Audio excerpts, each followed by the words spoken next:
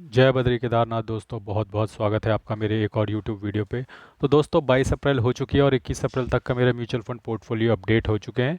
दोनों ही portfolio grow app और end money app portfolio में आपको आगे वीडियो में दिखाऊंगा।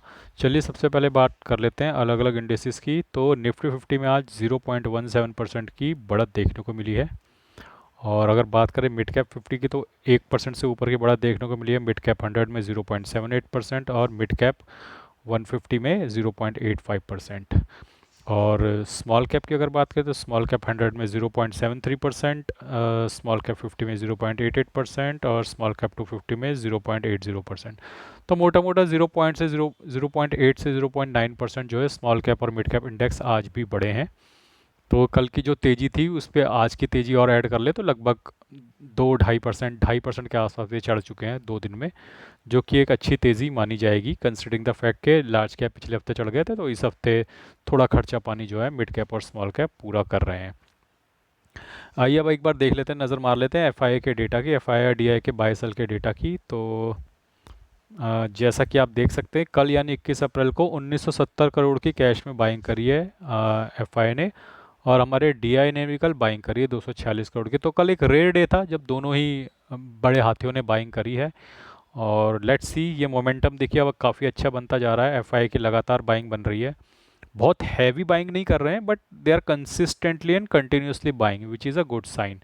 लेकिन अब मुझे ऐसा लग रहा है कि मार्केट में एक फॉल आने वाला है, उसके बारे में चलिए आगे बात करते हैं। लेकिन फिलहाल चलिए सबसे पहले चलते हैं मेरे शून्य ऐप पे, जहाँ पे मैं मेरे शेयर्स का पोर्टफोलियो आपको दिखा दूं। कोई एक्शन मेरी तरफ से तो आज हुआ नहीं है वहाँ पे, लेकिन जो भी ओवरऑल सिनेरियो है आज मैं आपको दिखा देता हूँ। मिड कैप 20 में 34 रुपये का आज मुझे नोशनल गेन हुआ है। इंडसइंड बैंक में 1,000 रुपये का नुकसान हुआ है, काफ़ी तगड़ा फॉल आया है इंडसइंड बैंक में, शायद प्रॉफिट बुकिंग हुई है। रिलायंस में आज 326 रुपये का नुकसान हुआ है। टाटा मोटर्स में 16 रुपये का नोशनल गेन। जीनस पावर में 108 रुपये का नोशनल गेन। 100 जो ETF है 2 रुपये का नुकसान। इरकॉन में 1 रुपये का नुकसान। HDFC स्मॉल कैप ETF में 15 रुपये का गेन और डाबर में 88 रुपीज़ का गेन। ओवरऑल जो है मेरे पोर्टफोलियो की स्थिति अब यह है कि लगभग 10% के नुकसान में 18,035 रुपये का मुझे नोशनल लॉस है। 1,73,552 रुपये की मेरी इन्वेस्टमेंट में है। करंट वैल्यूशन 1,55,000 की है। तो आप देख सकते हैं मिड कैप 20 ETF जो है प्रॉफिट में आ गया, लगभग 8 रुपये के प्रॉफिट में। इंडसइंड बैंक 8,613 रुपये का मुझे इसमें लगभग नुकसान हो रहा है, लगभग 29% के नुकसान में है। रिलायंस जो है 188 रुपीज़ के प्रॉफिट में आ चुका है। टाटा मोटर्स में 22% का नुकसान है। जीनस पावर में 31% का। मन क्यू जो ETF है नेस्डेक का, उसमें 2% का नुकसान है। इरकॉन में 32% का। HDFC स्मॉल कैप ETF में 3% का, डाबर में 12% का। तो दो ETF और एक शेयर मेरा मुनाफे में आ गया। हालांकि रिलायंस को तो मुझे अभी होल्ड करना ही है, तो मुझे इस मुनाफे से कोई खास तवज्जो है नहीं फ़िलहाल। तो लेट्स सी अब क्या होता है आगे रिलायंस में। लेकिन मिड कैप 20 एक प्रॉफिट में आ गया, ये एक अच्छी चीज़ है। हालांकि बहुत ज़्यादा इस यहाँ पर अब बहुत ज़्यादा समय तक ही मुझे लगता है ये बढ़त यहाँ पे रहने नहीं वाली। आइए चलते हैं अपने इंड मनी ऐप के म्यूचुअल फंड पोर्टफोलियो पे। तो सबसे पहले मैं आपको अपने इंड मनी ऐप का म्यूचुअल फंड पोर्टफोलियो दिखा देता हूँ। 2,85,000 लगभग इन्वेस्टेड वैल्यू है। 2,97,000 current value of the portfolio है। 11,920 रुपये का नोशनल गेन हो रहा है और लगभग 4.25% का मुनाफा है इस पोर्टफोलियो में मुझे होता हुआ नज़र आ रहा है। 80,300 रुपये की SIP है, जिसमें 54,900 रुपये की SIP कंप्लीट हो गई हैं। और अगर आप देखें तो कल मुझे पराग पारिक में जो है 384 रुपये का नोशनल गेन हुआ है। और ये वाला म्यूचुअल फंड जो है 2.5% के प्रॉफिट में है। निपॉन में कल 527 रुपये का गेन हुआ है, 5.25% से ऊपर के प्रॉफिट में आ गया है निपॉन का म्यूचुअल फंड।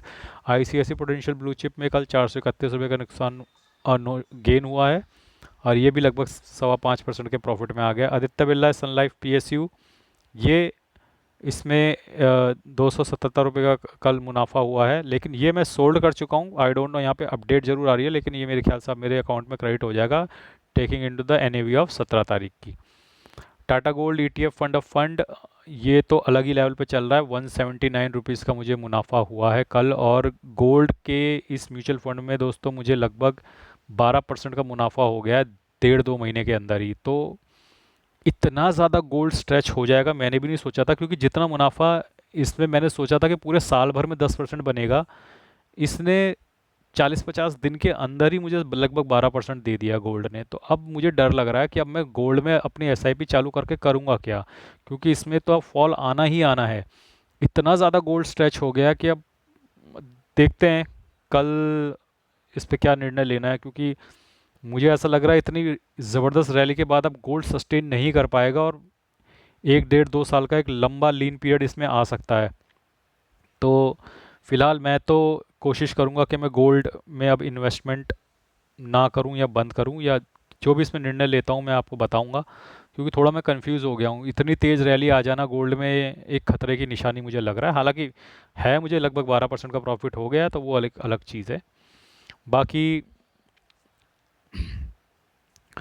अ, Kotak emerging equity scheme fund जो है दोस्तों, इसमें कल 154 रुपये का मुनाफा हुआ है और लगभग 2.5% के मुनाफे में है ये म्यूचुअल। मोतीलाल ओसवाल 146 रुपये का कल गेन हुआ है और ऑलमोस्ट अब नो प्रॉफिट नो लॉस पे आ गया है मेरा मोतीलाल ओसवाल, ऑलमोस्ट। क्यों? तो आखिरकार मेरा आखिरी म्यूचुअल फंड भी अब प्रॉफिट में आ रहा है, Motilal Oswal mid cap. Nippon India growth में कल 172 रुपये का मुनाफा हुआ है, 5% के प्रॉफिट में है ये, मिड कैप का है ये। एडलवेज मिड कैप में कल 141 रुपये का गेन हुआ है, ये भी लगभग 4.5% के प्रॉफिट में है। एडलवेज स्मॉल कैप में 133 रुपये का कल नोशनल गेन हुआ है, ये भी लगभग 4.25% के मुनाफे में है। H D F C mid cap opportunities में 132 रुपये का गेन हुआ है कल, 3.25% के मुनाफे में। H S B C small cap में 174 रुपये का गेन हुआ है, लगभग 3.25% के मुनाफे में है। कोटक स्मॉल कैप में कल 143 रुपीज़ का नोशनल गेन हुआ है, लगभग 2.5% के मुनाफे में है। बैंक ऑफ इंडिया में कल लगभग 117 रुपये का गेन हुआ है और लगभग 5% के मुनाफे में बैंक ऑफ इंडिया स्मॉल का। निपॉन इंडिया स्मॉल कैप में कल 122 रुपये का गेन हुआ है, 3.31% के गेन में है ये म्यूचुअल फंड। कैनरा रोबेको कल 125 रुपये का नोशनल गेन हुआ है, 3% से ऊपर के मुनाफे में। Invesco India large and mid cap में कल 161 रुपये का गेन हुआ है और लगभग 5.6% के मुनाफे में। इन्वेस्को के म्यूचुअल फंड बहुत अच्छा परफॉर्म कर रहे हैं इस रैली में, अगर आपने ऑब्जर्व किया होगा तो सबसे अच्छा गेन और सबसे अच्छा मोमेंटम इन्वेस्को म्यूचुअल फंड्स दे रहे हैं। और इन्वेस्को म्यूचुअल फंड जनरली बहुत कम लोग ही खरीदते हैं। हालांकि मैं ये नहीं कह रहा हूँ कि यही परफॉर्म करेगा, बट इन्वेस्को भी एक अच्छा फंड है और सबकी साइकिल चलती है, इसके फंड शायद अच्छा परफॉर्म कर रहे हैं। तो आप देख सकते हैं कल भी लगभग 2% से ऊपर का गेन दिया है और लगभग 5.6% के मुनाफे में आ गया है ये mutual fund Invesco India large and mid cap. Invesco India mid cap भी अगर देखें तो उसने भी कल 179 रुपीज़ का गेन दिया, लगभग 2.35% अप हुआ है और ये भी लगभग 4.5% से ऊपर के गेन में है। जेएम फ्लेक्सी कैप ने कल 95 रुपीज़ का गेन दिया, लगभग 2.5% के प्रॉफिट में है ये म्यूचुअल फंड। बंधन कोर इक्विटी 108 रुपये का गेन दिया है, 5.25% के प्रॉफिट में है ये mutual fund. SBI small cap 102 रुपये का गेन दिया है, लगभग 3.25% के प्रॉफिट में है ये mutual fund. Tata small cap 124 रुपये का गेन दिया है, लगभग 2.66% के प्रॉफिट में है। तो ऑलमोस्ट सारे म्यूचुअल फंड्स अब प्रॉफिट में आ गए हैं। लगभग 4.17% का गेन है इस पोर्टफोलियो में, लेकिन फॉल इज़ इनएविटेबल, मुझे ऐसा लगता है फॉल आने वाला है। उस पर भी मैं कमेंट्री दूंगा। एक बार अपने ग्रो ऐप का म्यूचुअल फंड पोर्टफोलियो में दिखा देता हूँ, grow app mutual fund portfolio में कल क्या स्थिति रही है। तो ग्रो ऐप म्यूचुअल फंड में कल 40,022 रुपये का नोशनल गेन हुआ है। नुकसान जो है अब 6% का रह गया है, 27,45,000 इन्वेस्टेड वैल्यू, 25,79,000 करंट वैल्यू है। और एक बार मैं दिखा देता हूँ कौन कौन से म्यूचुअल फंड ने कल मुझे सबसे ज़्यादा गेन दिया इधर। तो मोतीलाल ओसवाल बीएसई एनएस ने 1,000, Invesco India mid cap 1,000, Aditya Birla sun life 2200, Motilal Oswal Nifty 625, Invesco India PSU 1500, Nippon India growth fund 663, HSBC large and mid cap 3100, HDFC defence 155, HDFC large 2900, Tata small cap 825, Kotak emerging equity 713, ICICI potential Bharat 438, Motilal Oswal mid cap 3600, Edelweiss mid cap 1900, Invesco India infrastructure 138, Canara Robeco 632, HDFC mid cap opportunity 1400, quant infrastructure 526, Nippon India small cap 2600, बंधन core equity 787, बंधन small cap 1500, bank of India small cap 1400, Nippon India power and infra 60, Nippon India large cap 2600, count mid cap 1800, count small cap 2400, count large cap 1100, HDFC large cap 1400, पराग पारिक 310। तो ये सब मिल मिला के कल जो मुझे नोशनल गेन हुआ है ग्रो ऐप पे, वो हुआ है लगभग 40,022 रुपये का। और एक बार मैं आपको अपनी एस दिखाना भूल गया, जो वादा था। तो मेरी एस लगातार जा रही हैं, तो आप देख सकते हैं निपॉन इंडिया लार्ज कैप की एसआईपी आज भी कटी है, आईसीआईसीआई पोटेंशियल ब्लू चिप की एसआईपी आज कटी है, कैनरा रोबेको स्मॉल कैप की एसआईपी आज कटी है, बंधन कोर इक्विटी की एसआईपी भी आज कटी है, एडलवेस स्मॉल कैप की एसआईपी भी आज कटी है। तो 1 2 3 4 5 5 एसआईपीज़ मेरी आज कटी हैं। तो लेट्स एश्योर कि मेरी एसआईपी लगातार जारी हैं। और अब आ जाते हैं अपने कमेंट्री पे। तो मुझे ऐसा लगता है, एक तो मेरे को लगता है कि गोल्ड अब यहाँ से ज़्यादा ऊपर नहीं जाएगा जब तक ये थोड़ा बहुत अनसर्टेनिटी है ग्लोबल मार्केट की टैरिफ वॉर की वजह से। ये थोड़ा बहुत अप जा सकता है 2% 3% और, लेकिन बहुत ज़्यादा स्ट्रेच हो गया और हो सकता है कि इसके बाद एक लंबा लीन पीरियड आ जाए।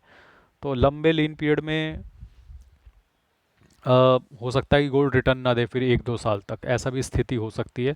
और ऐसी स्थिति के लिए मैं बिल्कुल भी तैयार नहीं हूँ। क्या उस पर मैं निर्णय लेता हूँ वो देख लेंगे।